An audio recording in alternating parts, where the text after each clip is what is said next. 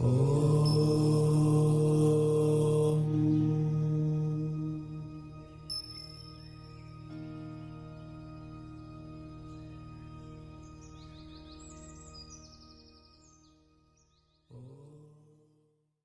we know that we're too busy. We know that we're trying too hard to keep things together, right? That balance seems too out of reach in many cases. And because of that, we are just too hard on ourselves, right? We're too self critical. We're not as kind to ourselves as we truly deserve, right? I teach a lot of compassion based mindfulness trainings, and a lot of this stems down to that, right? That's the foundation here, is knowing that you are love.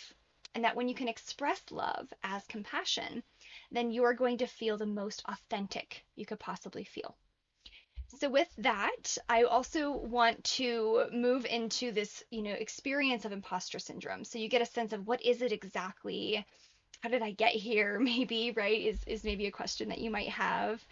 So typically what happens with imposter syndrome is, and I know I've been there. I know 100% what this is like, and throughout my career it's been this feeling of, oh, I'm there. I've met that milestone, but I don't feel like I've met that milestone. Right? I got my master's degree in counseling psychology and I said, okay, I'm there, but I don't feel like I'm there, right? There's something missing. So with that, there's this sense of being a fraud, right? There's a sense of how did I get to this place and why does everybody think I'm capable or able or whatever that might be, and why don't I feel like I am? Or why do I feel like people might think more highly of me than I think highly of myself, right? So that can be really, really common as well. Often there's a sense of not feeling smart enough, not feeling competent enough, and not feeling confident enough. And this is very typical in the realm of work, right? In your workplace, especially. So if you find that, you're, for example, in a leadership position or an entrepreneur in some way, and let me know, by the way, in the comments if any of you are in any of those roles, or if you have a high stress job, anything like that, because that can make it so much harder to truly understand, what or how to move through it, right? Because you get stuck. You get stuck in that.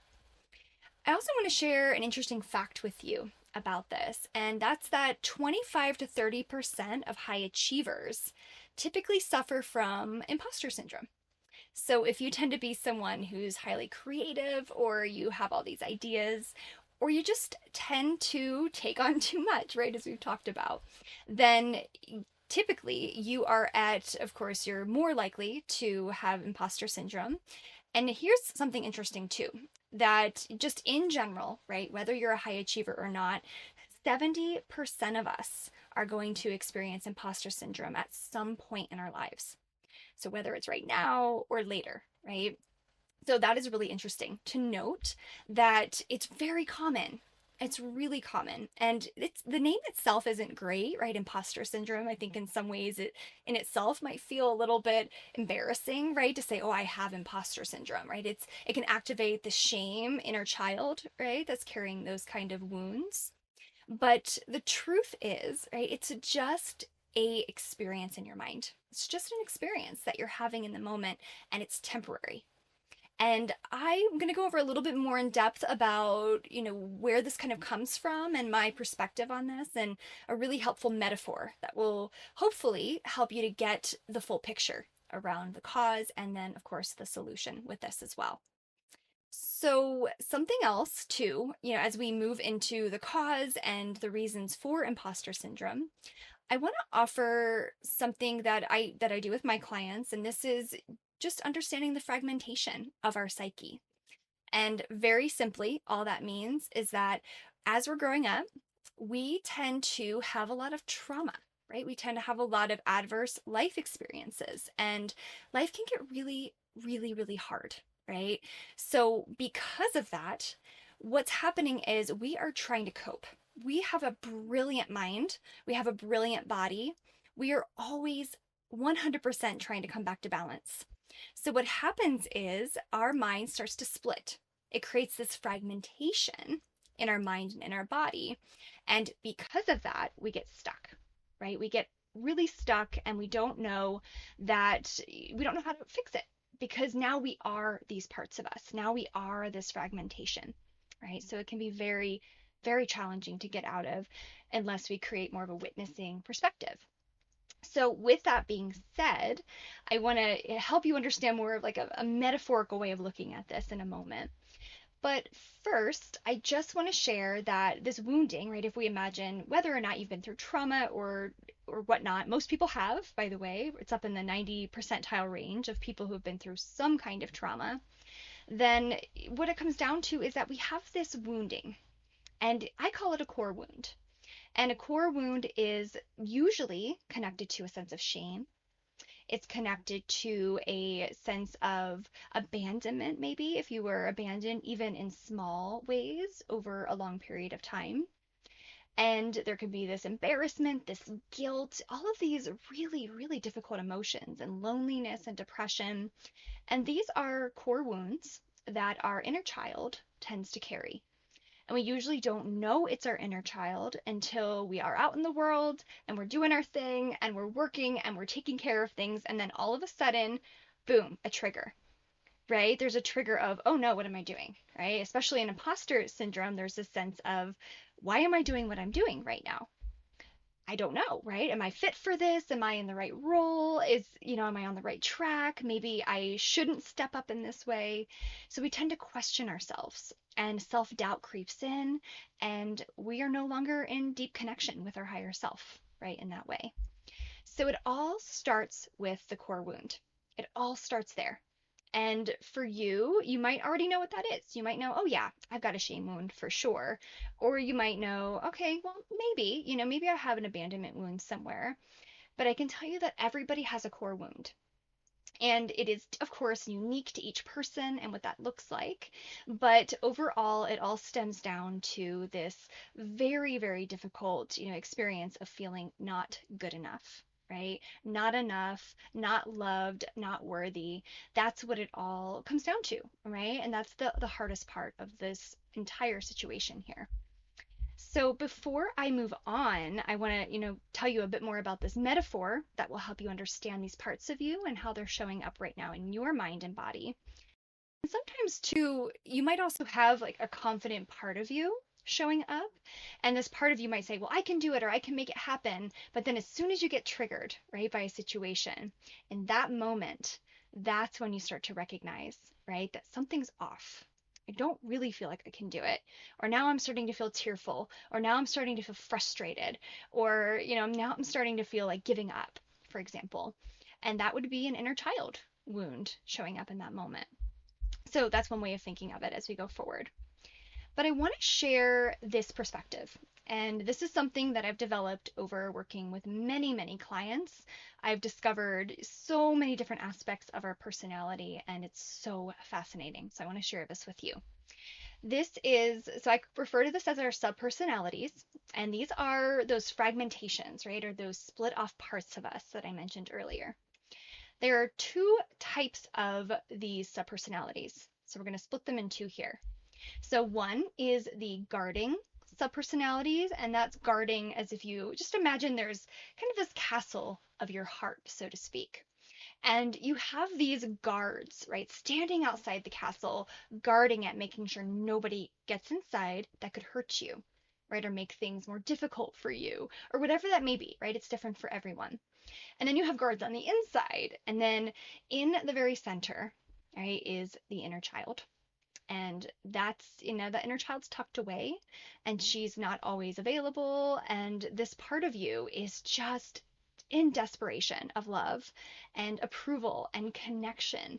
And yet we have all of these guarding parts of us that are trying to keep us from feeling the pain, right? So one way of thinking of this is that these guarding subpersonalities, they're not on accident. They are part of an intricate system inside of you. And they really want to help you thrive. So they have amazing intentions for you. They want to help you in truly the most, innocent of ways by, for example, being self-critical, right? So you have a self-critical, potentially anyway, a self-critic guarding subpersonality that's guarding that castle and keeping you from experiencing the wounding of the shame, or the not good enoughness, right, of your past. So this inner critic thinks something like, well, I mean, I could just berate myself on this and I'd feel that instead of feeling this sense of, that I'm not enough in this moment, because that's going to pick me up, right? Is what the critic thinks. If I just berate myself enough, then I'm just going to get out of this funk and I'm going to move into that next thing that I'm supposed to be doing.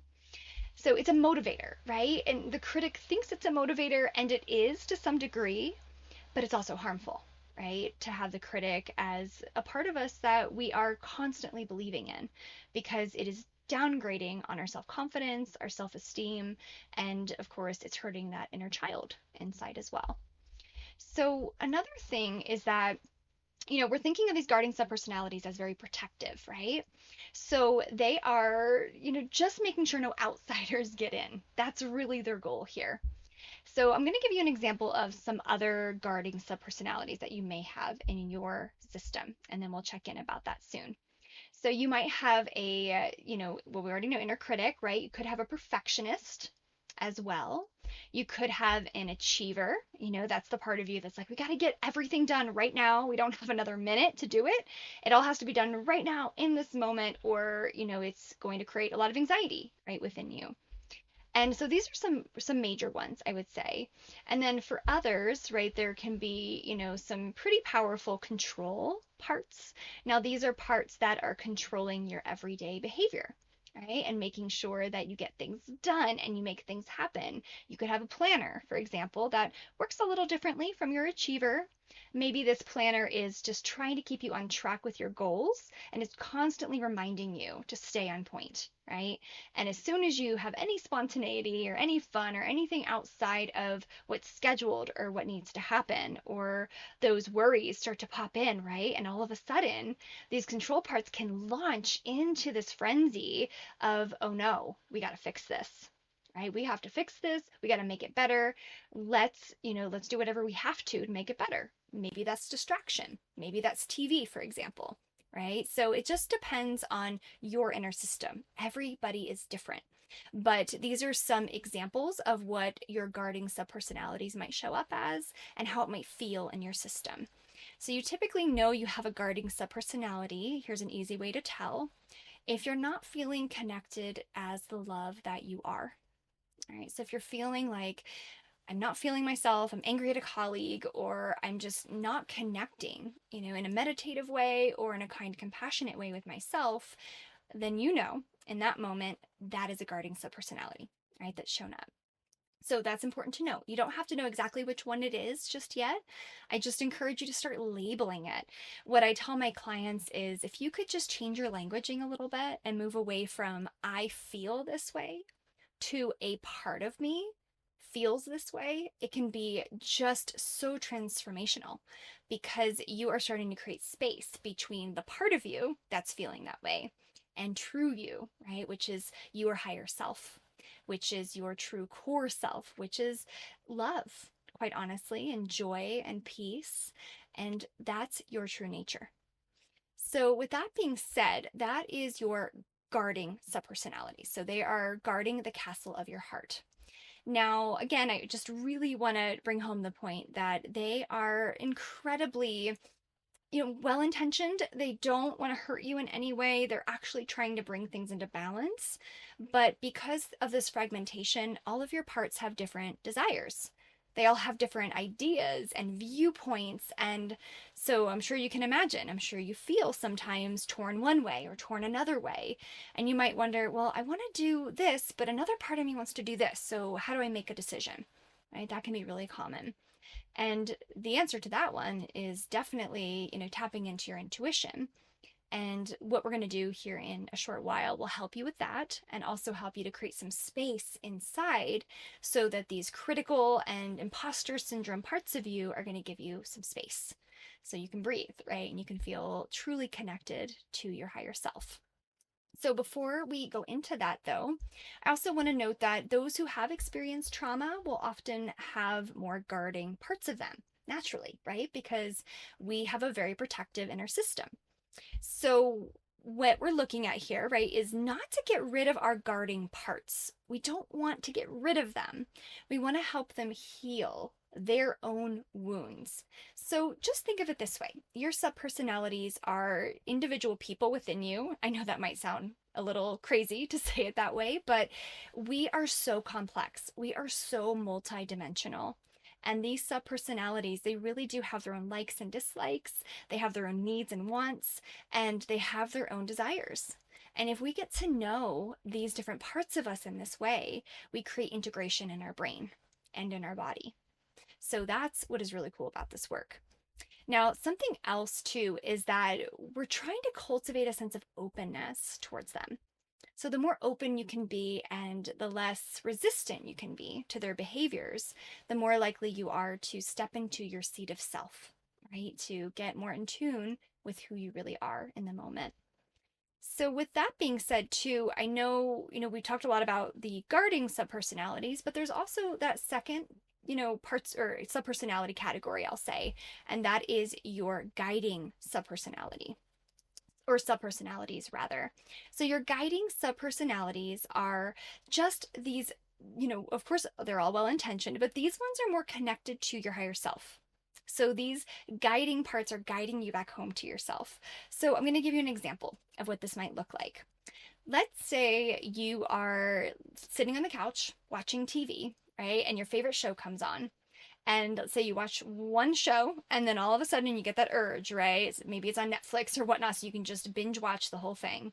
And another show is about to pop up and you're about to watch it, and all of a sudden a guiding subpersonality says to you, we really need to get up and stretch. It's important for us to get some exercise today, or I'd really like to, get some fresh air and get outside and not spend all day in front of the TV. But it's not berating, right? Like an inner critic would be. Because an inner critic, which is a guarding subpersonality, would say something like, what's wrong with you? Why are you watching TV? You know better than that, right? This is so stupid, right? We know where this is going to lead us. Get off the couch, right? That kind of thing. And, that's truly, you can tell, I'm sure, there's a much, much bigger difference between the two. There's a softness to your guiding parts. There is a hardness to your guarding parts. So that's one way of differentiating between them. So your guiding parts are just trying to help you come back home to yourself. That's what these parts want to do. They want you to come home. Now, they don't always necessarily know that there's a higher self or a core self in there. Some of them do, but some of them just know what's healthy for you. Some of them just know what's good for you. And sometimes, if you do meditative work too, you might sometimes mistake a guiding part of you for being your higher self, because there can be this very similar experience with it. However, the biggest difference is your guiding subpersonalities do not share the same level of compassion and kindness and just true joy that your higher self carries. So that's the difference. And it's really to be experienced more than anything to know what that's like.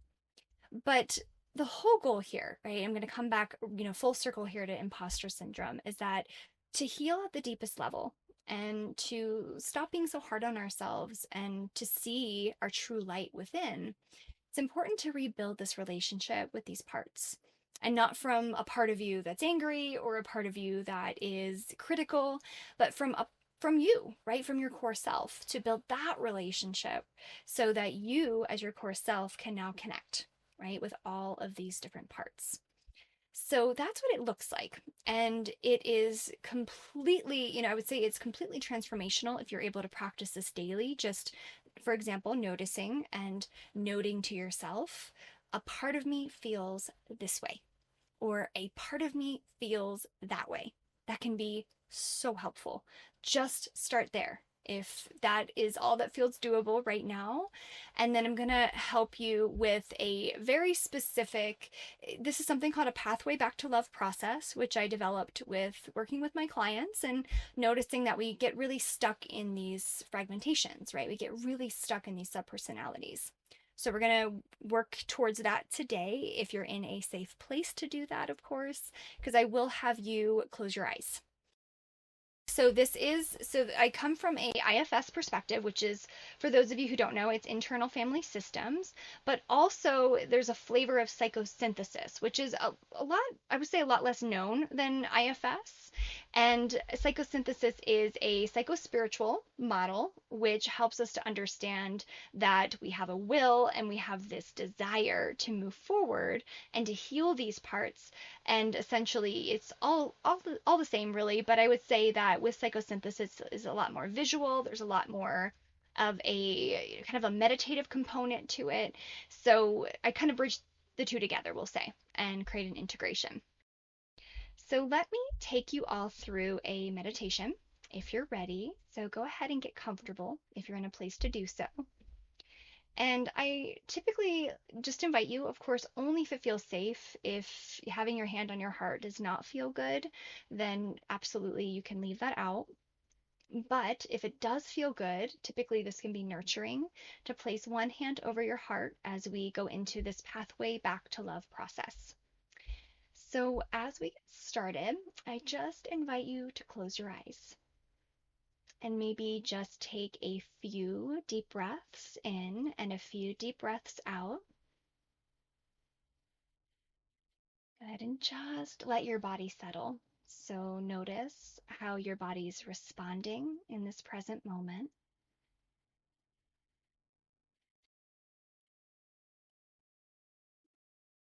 Go ahead and just allow your heart to open.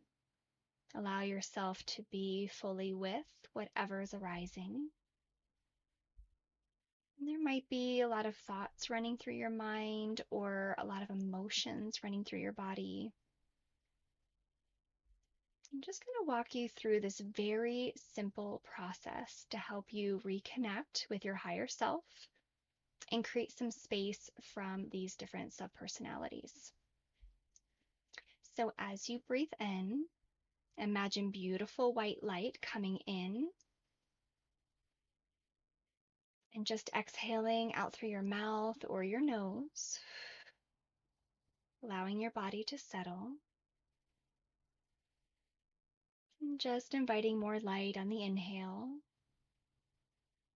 and releasing, allowing your body to move almost like a wave in the ocean. Just inhale and then gently exhale.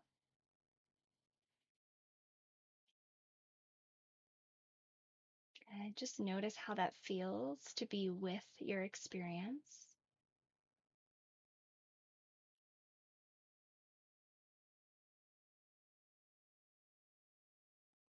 And whatever's happening for you right now, that's perfectly fine. So if you have trouble visualizing, just take attention to your inhale and to your exhale, and that should help.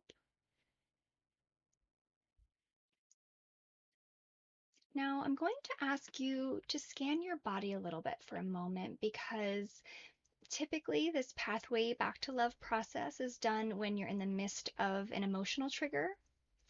And sometimes it can just be really helpful to tap in and notice, is there any negative emotion coming up for me in the moment?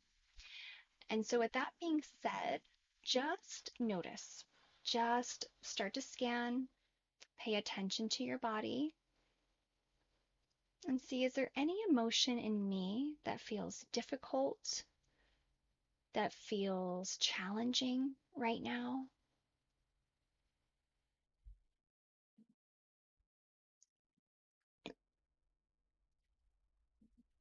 And just notice if there's anything showing up in this way. And just bringing your gentle attention without having to change anything or make anything happen.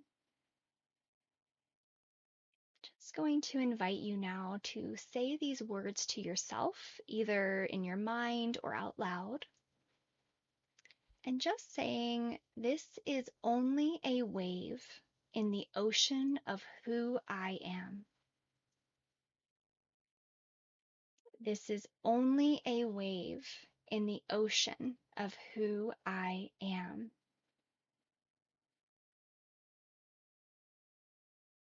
Just let yourself relax into that. Notice what happens in your mind and body. Maybe just one more time. This is only a wave in the ocean of who I am. And sometimes that wave goes right back to the ocean as you say that, the ocean of who you are. And other times that emotion gets stronger or you feel it a little bit more intensely in your body. So, whatever your experience right now, I just invite you to just breathe, just stay grounded as best you can. And with your hand still over your heart, if it is, we're just going to offer some kind, compassionate words to your inner child, to all parts of you that are struggling with imposter syndrome right now. And just very simply saying to yourself, I choose to be kind to myself. I choose to be kind to myself.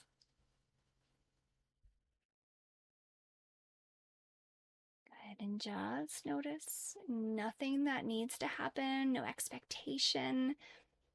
We're just allowing and making room, making space. Good. And then when you're ready, just gently starting to open your eyes, come back to the room and notice how you feel. Notice how your body might be relating to the room a little differently, or your mind might feel a bit clearer.